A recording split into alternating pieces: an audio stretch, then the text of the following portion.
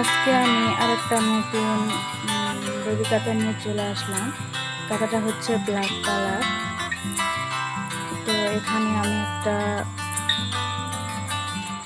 জালি দিয়ে আর কি মাপটা দাগটা দিয়ে নিলাম, আর তারপরে একটা বাটি দিয়ে আর কি নিলাম।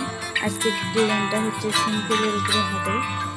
তো হ্যালো বন্ধুরা, আসসালামু আলাইকুম। আশা করি আপনারা সকলে ভালো আছেন। আলহামদুলিল্লাহ, আমিও ভালো আছি আপনাদের দোয়া এবং আল্লাহর রহমতে। তো আজকে আরেকটা নতুন ভিডিও নিয়ে আপনাদের মাঝে হাজির হলাম। আজকে মূলত হচ্ছে আমি বেবি কাঁথা কীভাবে ড্রয়িং করি সেটা আপনাদের মাঝে শেয়ার করবো আর কি।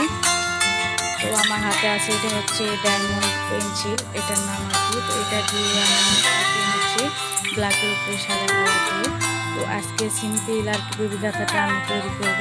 তো পুরো ভিডিওটি দেখে থাকুন, তাহলে ইনশাল্লাহ বুঝতে পারবেন। আর কেমন লাগে অবশ্যই কমেন্টের মাধ্যমে জানিয়ে দিবেন আমার ভিডিওটি। তো দেখতে থাকুন ভিডিওটি শেষ পর্যন্ত।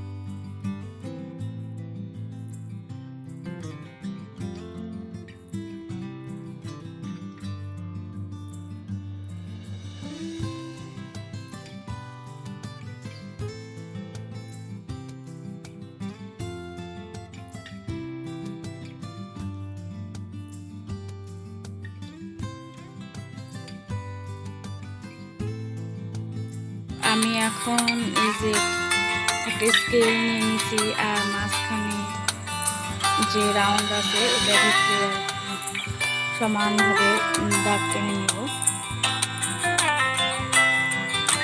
এইভাবে স্কেল দিয়ে।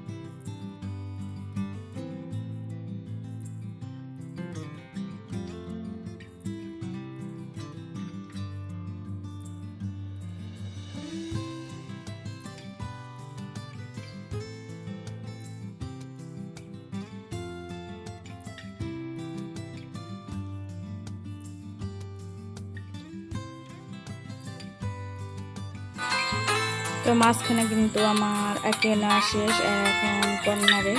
তো মাঝখানটায় আঁকানোর পরে কর্নারগুলো ফাঁকা ফাঁকা লাগছিল, এখানে আরেকটা ডিজাইন দিয়ে দিচ্ছি আর কি। আবারও সেই একটা বাটি দিয়ে গোল করে দাগ দিয়ে নিলাম। বললাম তো আজকের বেবি কাঁথাটা খুব সিম্পলের ভিতরে হবে আর কি।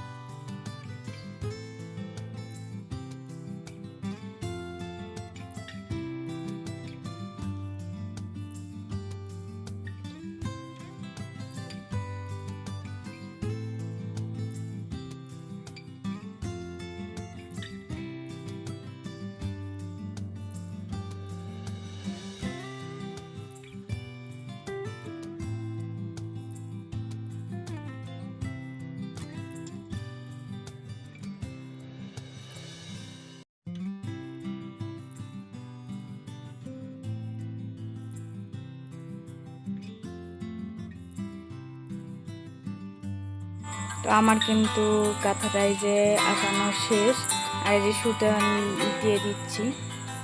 এখানে হচ্ছে ইয়েলো আর রেড কালার, লাল আর হলুদ কালার দিতে চাচ্ছি, দিব ব্ল্যাকের উপরে।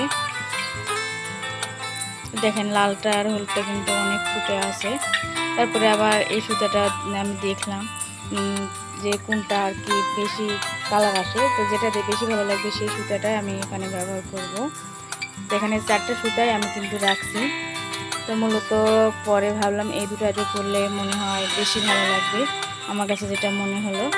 তো আজকে ভিডিওটি কেমন লাগলো অবশ্যই কমেন্টের মাধ্যমে জানিয়ে দিবেন, আর আমার চ্যানেলটাকে সাবস্ক্রাইব করে আমার পাশে থাকবেন।